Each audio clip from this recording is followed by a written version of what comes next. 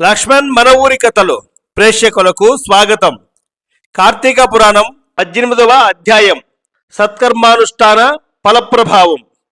ఆత్మజ్ఞానము పొందాలంటే సత్కర్మలు చేయాలని సకల శాస్త్రాలు ఘోషిస్తున్నాయి కదా. మరి ఈ సత్కర్మల గురించి అంగీరస మహర్షి ఏమన్నారు, వాటి వలన కలిగే ఉత్తమ ఫలితాలేమిటి ఇత్యాది విషయాల గురించి మనం ఈరోజు తెలుసుకుందాం.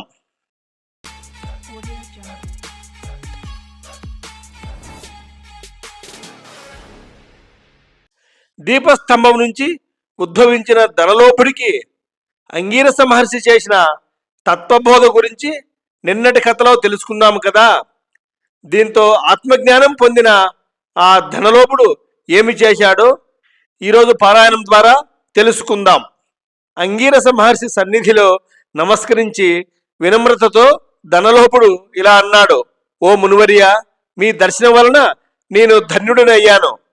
నాకున్న సంశయాలన్నీ తీర్చి జ్ఞానోపదేశం చేశారు. నా హృదయంలో ఉన్న అన్ని సందేహాలు నశించిపోయాయి. నేటి నుంచి నేను మీ శిష్యుడినైతిని. మీరే నా తండ్రి, గురువు, అన్న, దైవము, సమస్తము మీరే. నా పూర్వ పుణ్య ఫలితముల వలనే కదా మీ బోటి మహాపురుషుల సాంగత్యము తటస్థించెను. కాకపోతే నేను మహాపాపినై ఆ మహారణ్యంలో ఒక మొద్దుబారిన చెట్టునై ఉండగా తమ కృప వలనే నాకు మోక్షము కలిగినది. మీ దర్శన భాగ్యం లేకపోతే నేను ఈ కీకారణ్యంలో చెట్టు రూపమున తరతరాల పాటు కూరుకుపోయేవాడునే కదా. అట్టి నేనెక్కడా? మీ దర్శన భాగ్యం ఎక్కడా? నాకు సద్గతి ఎక్కడా? పుణ్యఫల ప్రదాయమగు ఈ కార్తీక మాసం ఎక్కడా? పాపాత్ముడైన నేనెక్కడా? ఈ విష్ణు ఆలయమందు ప్రవేశించుట ఎక్కడా?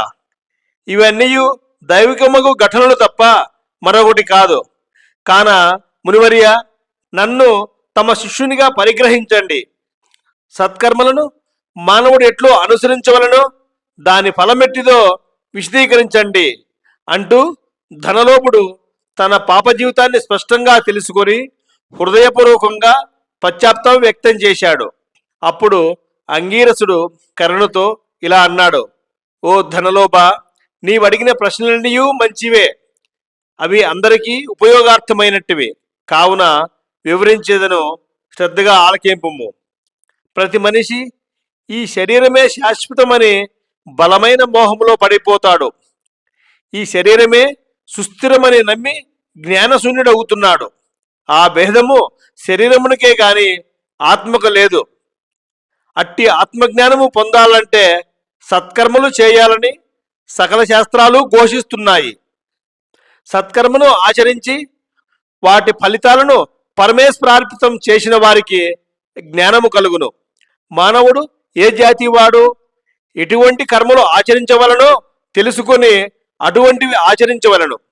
బ్రాహ్మణుడు అరుణోదయ స్నానము చేయకుండా ఎన్ని సత్కర్మలు చేసినా ఆచరించినా వ్యర్థమగును.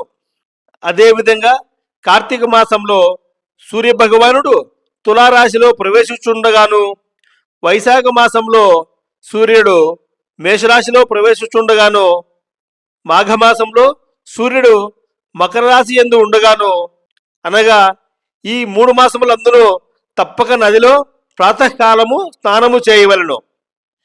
ఆ విధంగా స్నానములు ఆచరించి దేవతార్చన చేసిన వారికి తప్పక వైకుంఠ ప్రాప్తి కలుగును. సూర్యచంద్రగ్రహణ సమయాలు తదితర పుణ్యదినములను స్నానము చేయవలను. ప్రాతకాలమున స్నానము చేసిన మనుజుడు సంధ్యావందనము, సూర్య నమస్కారములు చేయవలను. అట్లు ఆచరించిన వాడు కర్మభ్రష్టుడగును. కార్తీక మాసమునందు అరుణోదయ స్నానం ఆచరించిన వారికి చతుర్విధ పురుషార్థములు సిద్ధించును. కార్తీక మాసంతో సమానమైన మాసమును, వేదములతో సరితూగగల శాస్త్రములను, గంగా గోదావరి నదులకు సమాన తీర్థములను, బ్రాహ్మణులకు సమానమైన జాతీయును, భార్యతో సరితూగు సుఖమును, ధర్మముతో సమానమైన మిత్రుడును, శ్రీహరితో సమానమైన దేవుడును లేడుని తెలుసుకో. కార్తీక మాసమందు విద్యుత్ ధర్మముగా స్నానాదులు ఆచరించిన వారు 1,000,000 యాగములు చేసిన ఫలమును పొంది వైకుంఠమునకు పోవుదురు అని అంగీరసుడు సుదీర్ఘ వివరణ ఇచ్చారు. అంతటా ధనలోపుడు తన మనసులోని మరో సందేహం గురించి ఇలా ప్రశ్నించాడు. ఓ మునిశ్రేష్ఠ, చాతుర్మాస వ్రతం చేయాలని చెప్పారు కదా, ఏ కారణం చేత దానిని ఆచరించవలను? ఇదివరకు ఎవరైనా ఈ వ్రతమును ఆచరించి ఉన్నారా? ఈ వ్రతం యొక్క ఫలితాలేమిటి, విధానం ఎట్టిది, సవివరంగా విశదీకరించండి అని కోరెను. అప్పుడు అంగీరస మహర్షి ఇట్లా సమాధానం చెప్పాడు. ఓయి, చాతుర్మాస వ్రతం అనగా శ్రీ మహావిష్ణువు కనక మహాలక్ష్మితో ఆషాఢ శుద్ధ ఏకాదశి దినమున పాలసముద్రమున శేషుని పాన్పిపై శయనిస్తాడు. తిరిగి కార్తీక శుద్ధ ఏకాదశి నాడు నిద్ర నుండి లేచును. ఈ 4 మాసములకే చాతుర్మాసమని పేరు.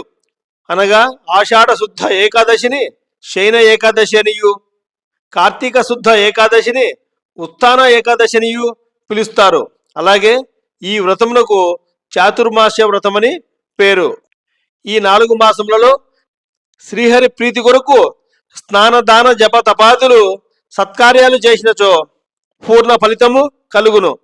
ఈ సంగతి శ్రీ మహావిష్ణువు ద్వారానే తెలుసుకుంటుని కాన ఈ సంగతి మీకు తెలియజేయుచున్నాను.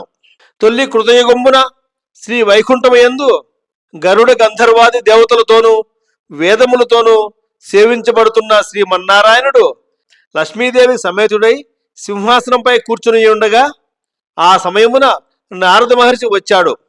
పద్మనేత్రుండును చతుర్బాహుండును కోటి సూర్య ప్రకాశమానుండును అగు శ్రీమన్నారాయణుడికి నమస్కరించి ముకులిత హస్తాలతో నిలబడి ఉండెను. అంతా శ్రీహరి నారదుని గాంచి ఏమీ తెలియని వాని వలె మందహాసంతో ఇట్లా నేను, నారద, నీవు క్షేమమే కదా? త్రిలోక సంచారమైన నీకు తెలియని విషయాలు లేవు కదా? మహామునుల సత్కర్మానుష్ఠానములు ఎట్టి విఘ్నములు లేక సాగుచున్నవి కదా? మానవులందరూ వారికి విధించబడిన ధర్మములను ఆచరించుచున్నారా? ప్రపంచమున ఏ అరిష్టములు లేకయున్నవి కదా అని కుశల ప్రశ్నలు అడిగారు. అంతా నారద మహర్షి శ్రీహరికి ఆదిలక్ష్మికి నమస్కరించి, ఓ దేవా, ఈ జగమ్మున నీవెరగని విషయాలు లేవు కదా, అయినను నన్ను వచింపుమనుటచే విన్నవించుచుంటిని. ప్రపంచమున కొందరు మనుష్యులు మునులు కూడా తమకు విధించిన కర్మలను నిర్వర్తించుట లేదు. వారెట్లా విముక్తులగుదురో ఎరుగులేకున్నాను. కొందరు భుజించకూడని పదార్థములను భుజించుచున్నారు. కొందరు పుణ్యవ్రతములు చేయుచు అవి పూర్తిగాక మునిపే మధ్యలోనే మానివేయుచున్నారు. కొందరు సదాచారులుగా, మరికొందరు అహంకార సహితులుగా, పరనిందా పరాయణులుగా జీవించుచున్నారు. అట్టి వారిని సత్కృపతో పుణ్యాత్ములను చేసి రక్షింపమని ప్రార్థించెను. జగన్నాటక సూత్రధారియగు శ్రీమన్నారాయణుడు కలవరపడి శ్రీ లక్ష్మీదేవితో గరుడ గంధర్వాది దేవతలతో వేల కొలది మహర్షులున్న భూలోకానికి వచ్చి ముసలి బ్రాహ్మణ రూపంలో ఒంటరిగా తిరుగుచుండెను. ప్రపంచమంతయో తన దయావలోకమున వీక్షించి రక్షించుచున్న దామోదరుడు ప్రాణుల భక్తి శ్రద్ధలను పరీక్షించుచుండెను. పుణ్యక్షేత్రములు, పుణ్య నదులు, పుణ్యాశ్రములు తిరుగుచుండెను. ఆ విధముగా తిరుగుచున్న భగవంతుని గాంచి కొందరు ముసలివాడని ఎగతాళి చేయుచుండరి. కొందరు ఈ ముసలివానితో మనకేమి పని అని ఊరుకుండరి. కొందరు గర్విష్ఠులైరి. మరికొందరు కామార్తులై శ్రీహరిని కన్నెత్తి అయినా చూడుకుండరి. వీరందరినీ భక్త వస్తువులకు శ్రీహరి చూసి వీరినెట్ల ధరింప చేయాలి అని ఆలోచిస్తూ ముసలి బ్రాహ్మణ రూపమును విడిచి శంకు చక్ర గదా పద్మ కౌస్తుభ వనమాలద్య అలంకారితుడై నిసరూపమును ధరించి లక్ష్మీదేవి తోడను భక్తుల తోడను మునిజన ప్రీతికరమగు నైమిషారణ్యమునకు వెడలెను. ఆ వనమందు తపస్సు చేసుకొనుచున్న మునిపుంగవులు స్వయముగా తమ ఆశ్రమాల వద్దకు వేయించేసిన సచ్చిదానంద స్వరూపుడగు శ్రీమన్నారాయణుని దర్శించి భక్తి శ్రద్ధలతో ప్రణమిల్లి అంజలి ఘటించి ఆదిదైవములకు లక్ష్మీనారాయణుల స్తోత్రము గావించిరి. సంపూర్ణ కార్తీక మాసం అష్టదశాధ్యాయం 18వ రోజు పారాయణం సమాప్తం. మిత్రులారా, మన జీవితంలో చిన్న చిన్న సత్కర్మలు కూడా అపారమైన ఫలితాన్ని ఇస్తాయి. మనం కూడా పాపం పుణ్యం, అజ్ఞానం జ్ఞానం, బంధనం విముక్తి, ఈ దిశగా నడుద్దాం, ఒక దీపం వెలిగిద్దాం, ఒక హరినామం పలుకుదాం, మోక్ష పదానికి అడుగులు వేద్దాం. ఓం నమో నారాయణాయ. ఓం నమః శివాయ.